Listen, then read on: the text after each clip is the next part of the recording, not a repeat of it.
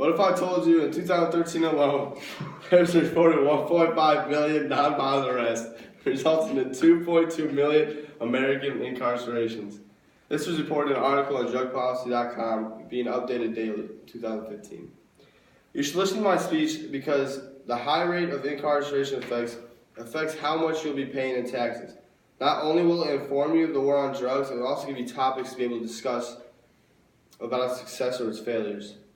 Today I'm going to tell you about the high amount of arrests and nonviolent drug crimes. First, I will tell you why the high amount of nonviolent drug arrests is a problem. Second, I will discuss current solutions that are not effectively solving it. And finally, I'm going to offer a solution that is in place now that has proven to solve it a little bit, but could use some tweaks to make it even better. For instance, think of a group project where the leader keeps giving you ideas and you're trying to help him improve his ideas to make it a better end goal. First, I would like to discuss the focus of high numbers of nonviolent arrests. High numbers of nonviolent arrests have been affected incarceration numbers, and this is all because of the well-known problem of the war on drugs. The war on drugs was introduced in 1971 by President Nixon. Nixon enforced this because he wanted to really crack down on the amount of drug use in America, and his number one priority was marijuana and second being crack and cocaine. The war on drugs is constantly a problem related to poverty, and we can see this here in this graph thanks to the Huffington Post in 2011. Nonviolent arrests have been steady upwards with poverty levels since 1990. In 2000, we can start seeing the focus of who to arrest. Since the start of this year, in the U.S. has spent a little bit over $35 billion this year to stop the war on drugs. Also, since the beginning of this year, there's been just under 10,000 arrests for nonviolent crimes, leaving 1 in every 100 men arrested.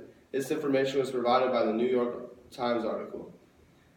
Now that I've discussed the background information of the beginning and the reasoning behind the war on drugs, and also discussed the increased amount of incarceration rates in America, I'm going to tell you about 2 solutions that are in place that may have not worked to its full potential.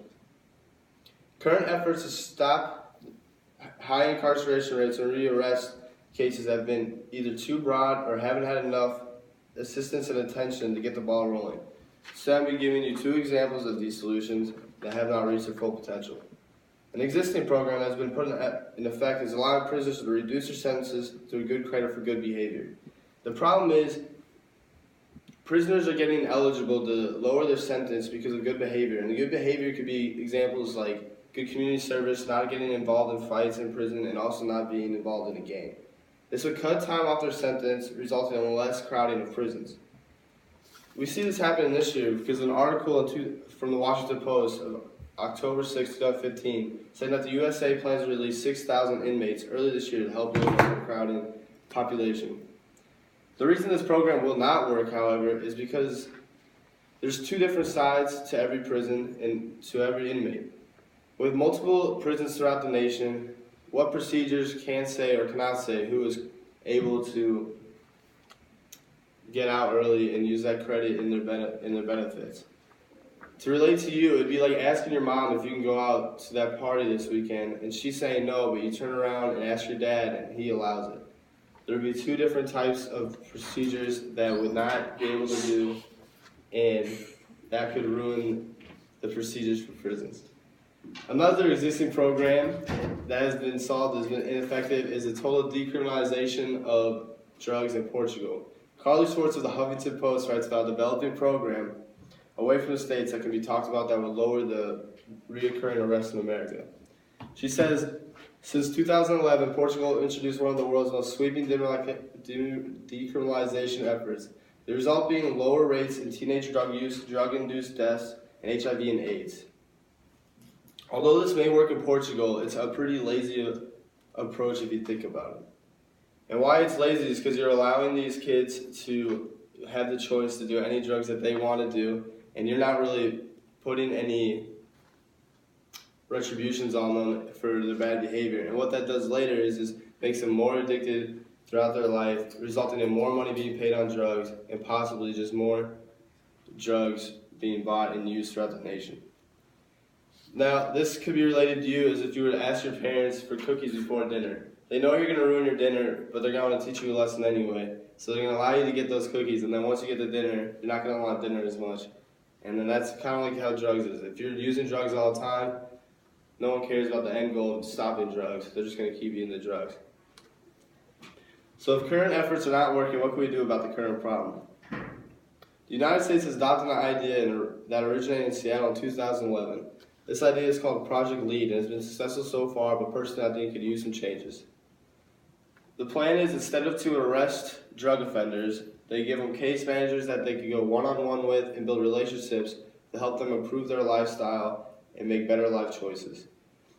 Now, a catch to it is that if the drug offender is in LEAD, they're going to want to stop using drugs, obviously, but they don't have to. If they want to still use drugs during their time with LEAD, they're definitely allowed to, because the purpose of LEAD is to build a relationship to help them make the choices they need to build a lifestyle, not to force them into retributive actions. Taisha Nadu of the Huffington Post says an insight what is wrong with the stating. The criminal justice system is designed for punishment and is blunt and an ineffective system when it comes to addressing public health issues. LEAD demonstrates that transformative results are possible. A collaborative approach which engages the community and treats all participants with respect is not only more human than criminal justice model, it is more effective. Although with LEAD, drug offenders that use LEAD have a 60% chance of not going to get arrested after joining the program. So obviously it's working. But what I think that can make this work even more is if instead of a one-on-one relationship with your case manager, it's a group of 10 possibly with one case manager. What this does is builds a community, a little community between the 10 drug users, and that are able to build relationships with each other to help each other pursue a better life and stop using drugs, which would lower the reincarceration rates. And with the government spending $51 billion a year that's constantly arresting people, this would do great success by lowering the amount of money used. My solution would take who cares? Today I've talked about the high amount of nonviolent arrest crisis in the United States.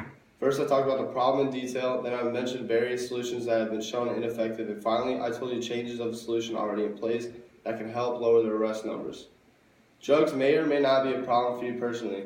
However, when you start paying taxes and you realize that the USA is spending $51 billion a year just for a never-ending war, that they could be using on education or other important things to help the nation, you might be more lenient to choose LEAD's way.